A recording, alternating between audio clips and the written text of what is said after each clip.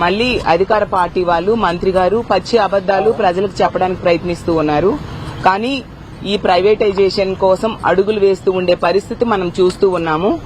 మీ అందరికీ తెలుసు, గతంలో 17 మంది ముఖ్యమంత్రులు ఈ రాష్ట్రాన్ని పరిపాలించిన ఎవరూ చేయనట్టుగా జగన్మోహన్ రెడ్డి గారు 17 మెడికల్ కాలేజీలు ప్రభుత్వ రంగంలో తీసుకురావడానికి, నిర్మాణం చేయడానికి ప్రణాళికలు రూపొందించడమే కాకుండా కేవలం 5 ఏళ్లలో 5 మెడికల్ కాలేజీలు ప్రారంభించడం జరిగింది.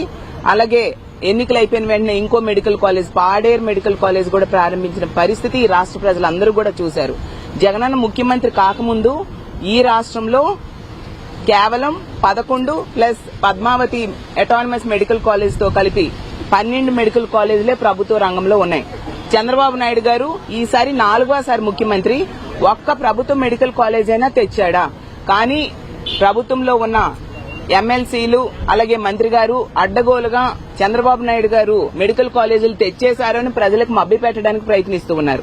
నిజంగా చంద్రబాబు నాయుడు గారు ఒక్క ప్రభుత్వ మెడికల్ కాలేజ్ అయినా తెస్తే మీరు చూపించండి.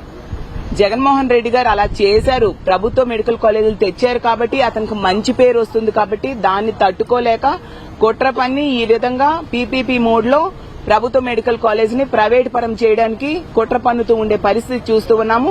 మేము ఈ ప్రైవేటైజేషన్ ని తీవ్రంగా వ్యతిరేకిస్తూ ఉన్నాము. ఈ రోజు ప్రజా సంఘాలు అవ్వచ్చు, మిగతా పార్టీలు అవ్వచ్చు, విద్యార్థి సంఘాలు అవ్వచ్చు, అలాగే మేధావులు, వైద్యులు అందరూ కూడా ఈ పీపీపీ మోడ్ ని, ప్రైవేటైజేషన్ ని వ్యతిరేకిస్తూ ఉన్నారు.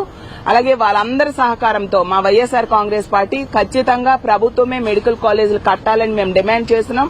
అలా ప్రభుత్వమే కట్టేంత వరకు మా పోరాటం కొనసాగిస్తాం. ఇందాకే వాళ్ళు కౌన్సిల్లో చెప్పారు, మొదట 33 సంవత్సరాలు ఈ పీపీపీ మోడ్ లోనంట, తర్వాత దాన్ని ఇంకొక 33 సంవత్సరాలకి ఎక్స్టెండ్ చేస్తారంట. అంటే 66 సంవత్సరాలు ఆ కాలేజీల్ని ప్రైవేట్ పరం చేసేస్తే ప్రజలకి వైద్యం ఎలా అందుతుంది? అసలు పేద ప్రజలకి వైద్యము, విద్య ఉచితంగా ఇవ్వాల్సిన బాధ్యత ప్రభుత్వం మీద ఉంది. దాన్ని ఈ రోజు తొంగలో తొగ్గుతూ తమ బినామీలకు, తమ సంస్థలకు ఈ ప్రభుత్వ మెడికల్ కాలేజీలను కట్టబెట్టడానికి, అలాగే అవి వేల కోట్ల ఆస్తులు ఉన్నాయి ఆ ప్రభుత్వ మెడికల్ కాలేజీలు నిర్మించబోతూ ఉన్న వాటన్నిటినీ కూడా వాళ్ళకి కట్టబెట్టడానికి ఈ విధంగా వీళ్ళు ప్రయత్నిస్తూ ఉన్నారు. అంతేకాకుండా వీళ్ళు చెప్తూ ఉన్నారు నిర్మాణమే జరగలేదు అనేసి. వాళ్ళు వస్తే మేము చూపిస్తామని ప్రతి సందర్భంలో కూడా చెప్తూ ఉన్నాము. అలాగే తీసుకుంటే ఇవి 3 విడతలుగా జగన్మోహన్ రెడ్డి గారు కట్టడానికి ప్రయత్నించిన విషయం కూడా అధికార పార్టీ నాయకులు తెలుసుకోవాల్సిందిగా తెలియజేస్తూ ఉన్నాను. ఎందుకంటే మొదటి విడతలో 5 మెడికల్ కాలేజీలు, 2వ విడతలో ఇంకొక 5, 3వ విడతలో 7 మెడికల్ కాలేజీలు నిర్మాణం చేయడానికి జగనన్న